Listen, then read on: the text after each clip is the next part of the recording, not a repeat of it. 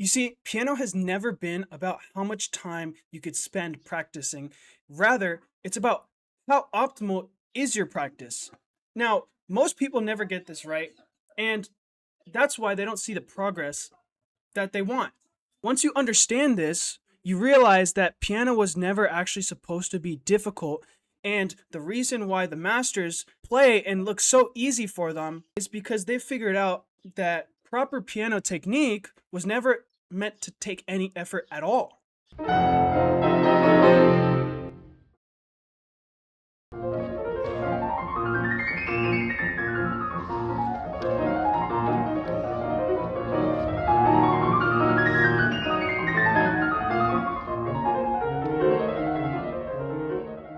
And so I made this video because I figured out how the masters do it and how they optimize their practice and their performance. And I wanted to share it with you guys because I think it's genuinely a revolutionary concept that really no piano teachers have mentioned at all. And it's pretty astounding to me. I see many clips of pianists on the Instagram showing little bits and parts, but they're not really showing you the full picture. And so let's dive straight into it and see more about what I'm talking about. But before we get into, exactly the ins and outs of the methods and approaches I use, let's just take a look a little bit more about me. So, I went to university and I studied with Dr. Kaufman, and she's a very accomplished and well-known professor in Florida. Now, I coach pianists, effective technique and efficient practice, and right now I'm currently building a brand that's all about movement, all about efficiency. And so, exercising and stretching is one of the things that I like to incorporate, but it's not the main focus of this video. The main focus is on technique. Now, if you can relate to any of these right here, then you should probably go ahead and finish watching this video. I used to think that I needed to warm up to play fast. I could never get into a room and just play. I always needed a warm up. If my hands were cold, I couldn't play. I used to also think that you needed a long time to be able to master a piece, and that's just not the case. I also used to think that to be a professional pianist and actually have great technique, you need 5 to 8 hours a day. That's what I was told, and probably many of you were also told this. It's just simply not the case. So now let me list for you guys some of the improper ways that I've seen people approach the piano and some of the troubles and difficulties you guys might be having. So if your wrists, forearms, back, or shoulders hurt, or even fatigue after practice, then this is for you. Now, also, if you feel like you're putting in too much time, the input is high, but the output isn't, this is also for you. Now, if you feel like you're struggling with tension, speed, accuracy, or control, there you go. This is for you. If difficult passages, they're never consistent, even how much like you repeat them over and over and they're just not where you want it to be, this is also for you. And if you want technique that allows you to play with more freedom, confidence, and less effort, like we talked about, then let's get into it. Now, who is this not for? If you just want to be an average pianist and not really caring too much about, how good you're, how even, how, fluid your playing is, if it sounds good or not, this isn't really for you. Now, if you already think you know everything and you've been through lessons, you maybe went to some nice school and you have this ego that isn't really allowing you to take any more advice, or you think you're already really good and you don't need it, okay, then this isn't really for you. If you think you could get bad away with bad technique and somehow play like the pianist you watch on YouTube by chance, I have bad news for you. It's probably not going to happen. Like, yeah, it's never going to happen. If you're also not ready to accept that before you get better and you're going to be worse because you're obviously learning something new, then, sorry, it's not going to work. You got to be patient a little bit. Usually the biggest results happen when you're a little patient. And when you're a little patient in the practice, right? 10 minutes of slow focused practice that might feel grueling is always going to be like an hour of like not focused and just kind of all over the place practice. So sometimes the slow way is going to take you there faster. Now, also, if you're not able to take helpful criticism, that's a huge one. Like, I'm gonna be blunt with you guys. I'm gonna be honest, um, because that's what you need to grow. You just need straight up advice. Then this isn't really for you. So, the Mind Muscle Music program is my system that I've built for effective training by refining your skills and eliminating the barriers in the way of optimal performance. The barriers, a lot of it is like you're holding extra weight. Like when you're trying to walk, you're like walking with a weighted vest. And sometimes, you don't need to push harder, accelerate, push the gas harder. You just need to take the weight vest off so that you can move a lot faster. A lot of times, those are barriers are preventing you from achieving the results you want. Now, this took me a long time, okay? A lot of trial and error, a lot of, learning, a lot of being taught, and a lot of time just mastering on my own the understanding between technical precision, efficient movement, and intelligent practice methods. You got to be very analytical. You got to be always thinking, can I do this better? Can this be faster? So I went from this shy kid who, was tensed up, closed off, to someone who's more relaxed and more able to actually express, what they want to the audience. So now let's get some misconceptions out of the way. Practicing more doesn't mean getting better. We all know that if that was the case, then everyone, if they put in a set amount of time, would get to, a set goal. And we all know that doesn't happen like that. Practicing more doesn't really help when your technique is inefficient. So that's why. Now, here's another one. I am tense and in pain because I practice so much. I'm telling you right now, you don't have to accept pain, tension, or fatigue as part of playing the piano. And that's something I really never understood. Bad habits and bad posture is actually the real issue. So you can play 5 hours and be completely fine if you understand and not stressing, your play. Here's another one. Naturally, I'll just get more comfortable and perform better on stage just from experience. All right. Yes, that's part of it, but confidence really comes from skill, and you can do it, and that really comes with good technique, perfect memory, very important, commanding body language. Your body and your mind they're always working in sync. So if you have closed off body language, you're basically telling yourself that you're going to fail. And a plan. So always understanding what to do before and during and even after, any sort of performance. So, yes, confidence, you can get more confident the more you do it, obviously. But like we said earlier, repetition doesn't always translate to excellence. Now, if you're watching this, you're doing better than most. I'll tell you that right now. And I want to make this as simple as possible. And because it really should be simple. The most efficient means, the fastest way to get from point A to point B is a straight line. A lot of you guys overcomplicate it. So let's talk about how I fix my posture and my piano technique. Practice tips that, the masters are using that you're not. How I eliminated pain and tension while practicing 3+ hours a day, like we talked about. How I can learn incredibly difficult music fast, right?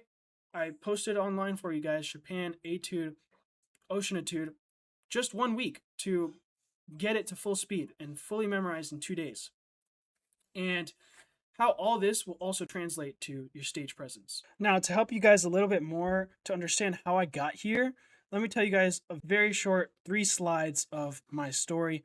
So when I was younger, I was that one kid who was just very talented, and, people would call me, prodigy or gifted, whatever. I don't think I was a prodigy. I think I was just very talented. And, here are some of the works I was playing when I was just in middle school. So Hungarian by MacDowell, some Beethoven sonatas, not the super difficult ones, but, Mozart sonatas, Bach preludes and fugues, the standard. I already learned the Chopin etudes. I also learned Musicality etude number 6, and obviously much more. I have a whole list of the stuff but I'm just putting some of the impressive ones. So, I was very good. There are videos of me playing when I was younger, and you might be impressed.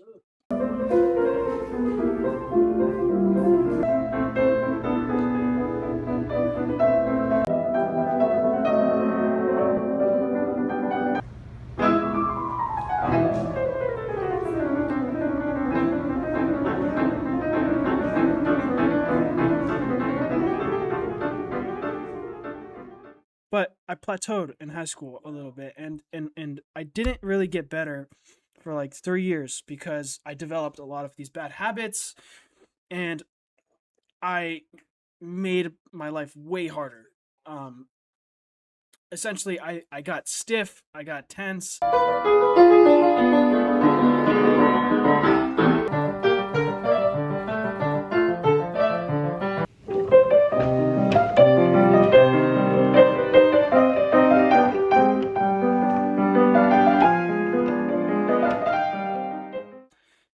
I was feeling some pain at night in my hands because I just wasn't playing properly. Essentially, I was still like at a good range level, but I even almost quit because I just had meltdowns and fits and I wasn't progressing. It just didn't feel like I was doing too good.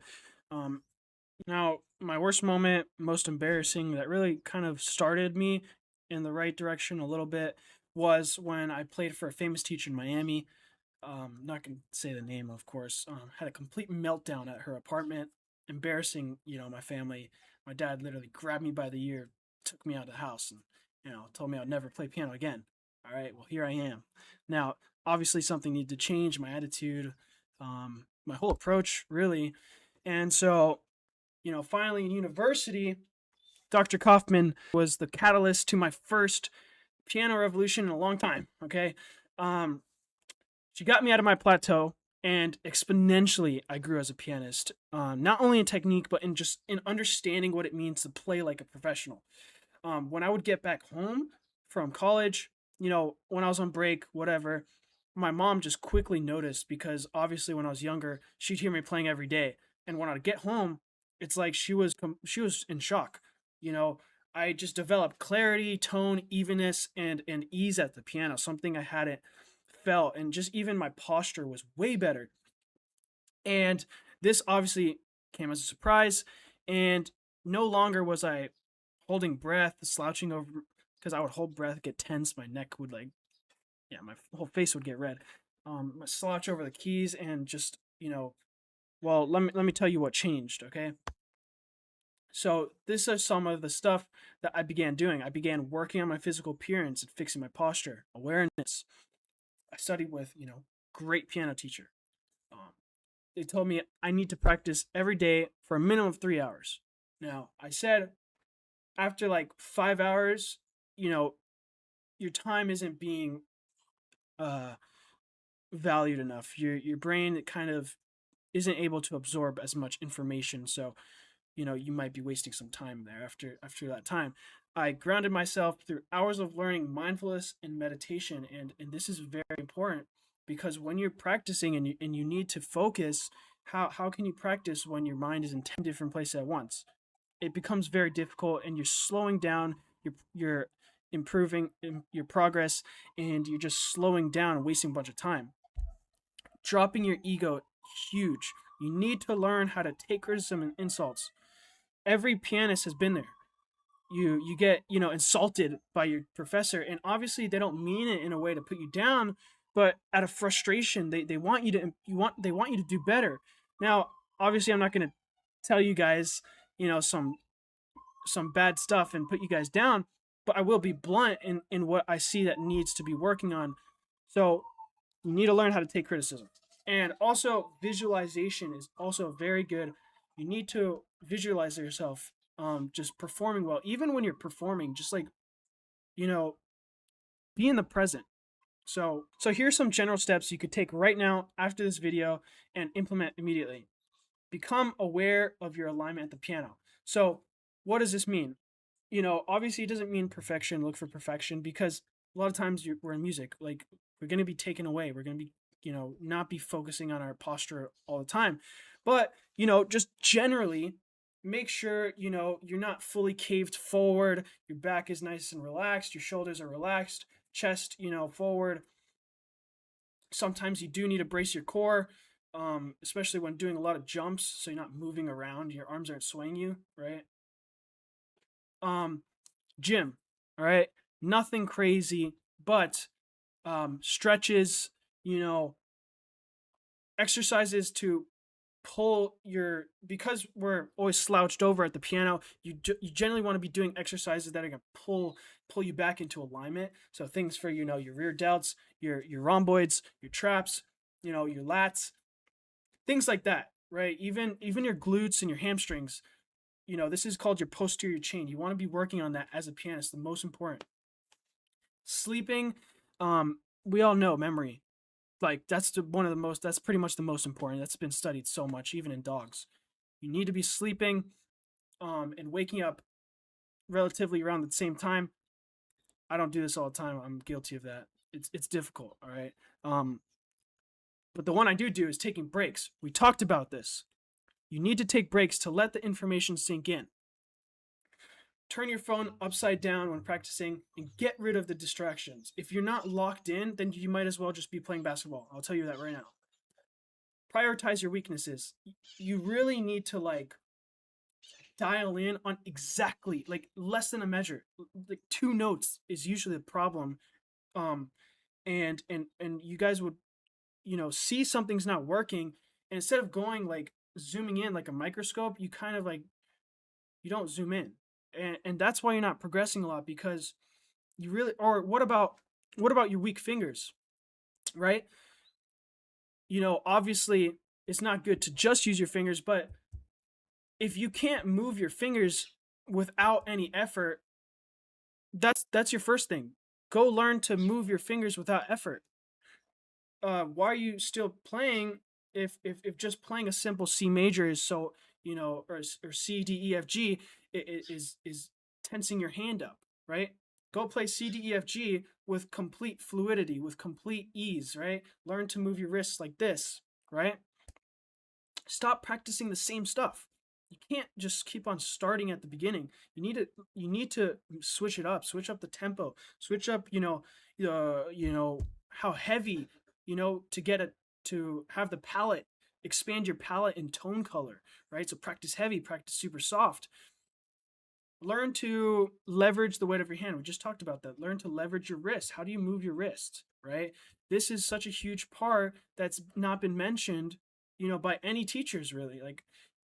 Where is your wrist? Can this help, in this position to play the notes without any effort, right? Practice mindfulness, right? Breathing techniques when you're on stage or when you're backstage. Learn to recognize sensations in your body. This one's also huge. You need to be constantly aware and scanning. Is anything tense in your body?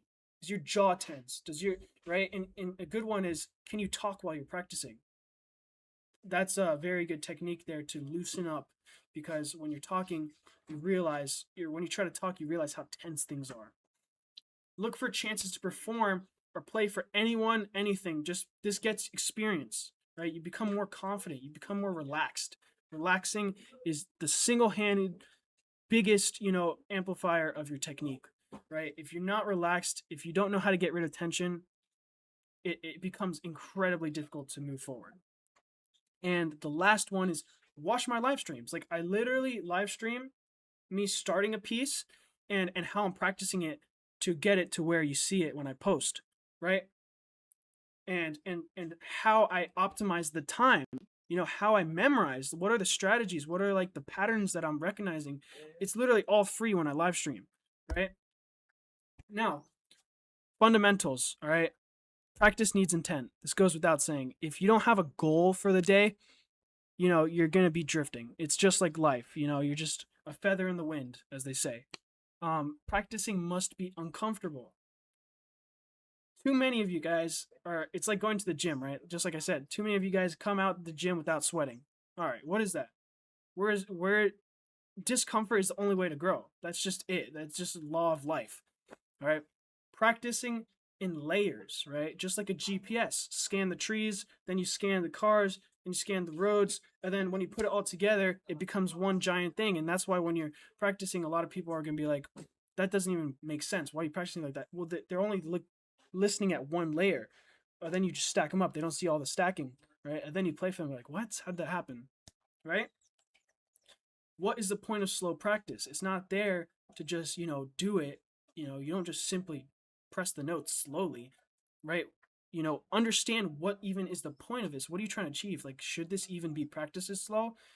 A lot of people, they spend too much time slow practicing too. Like, you got to practice fast as well.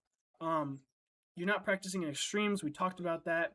You're not fine-tuning details or just don't know how to. You think practicing will get you the right results. Practicing more, we talked about that, right? You don't see the bigger picture.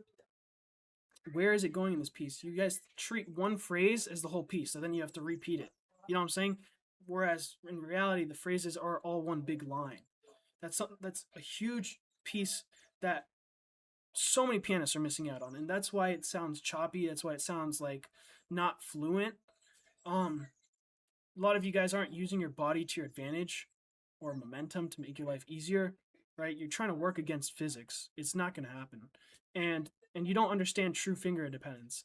So, like we talked about, how to use our fingers without effort and how to actually get them to move. All right, I've been talking for too long. Let's wrap it up. So, you're going to be surprised how fast things could turn around and how fast you could transform your abilities and play pieces you once thought were like impossible. Just like me, I never thought I'd be able to play Mephisto Waltz, but a couple years later, and I was playing it on stage. And so as you continue, just think to yourself, after knowing that you can multiply the results on the time you spend, all the effort, would you continue to practice the way you're doing, right? So always think you need to change to change. Huge philosophy that you guys must adopt to reach the next level. Now, of course, I'm very excited, and here's the plan that I want to implement for my students. Mind Muscle Music program. To sum it up, classical pianists wanting to really actually improve their piano technique. So with me, I can actually guarantee you, if you put in the time, that you'll achieve great results in less than half the time, cost, headache it would take for you to do on your own. I'm not going to try to compare myself to other teachers, but I do think, I do put myself at a high regard because I know that this stuff works because it worked on me so well. And one thing I want to tell you guys is saving time is the biggest cheat code you will ever learn in life. You can always get back material things, but time is the one thing you can't actually get back. And so if you've enjoyed this video and you genuinely think, you fit the description here, then we can talk how we can move forward and actually begin making the results happen. Now, I gave you a list of things to do, so start doing that and, put it to the test for yourself. I hope you guys learned a lot today, and DM me. Seriously, reach out. A lot of people, they say, oh, these, influencers, these pianists, they out of reach. No, I'm totally in reach. It's literally one DM away. If anything, and we talk and discuss, and you don't think it's a good fit, I can at least point you in the right direction. So that's a wrap.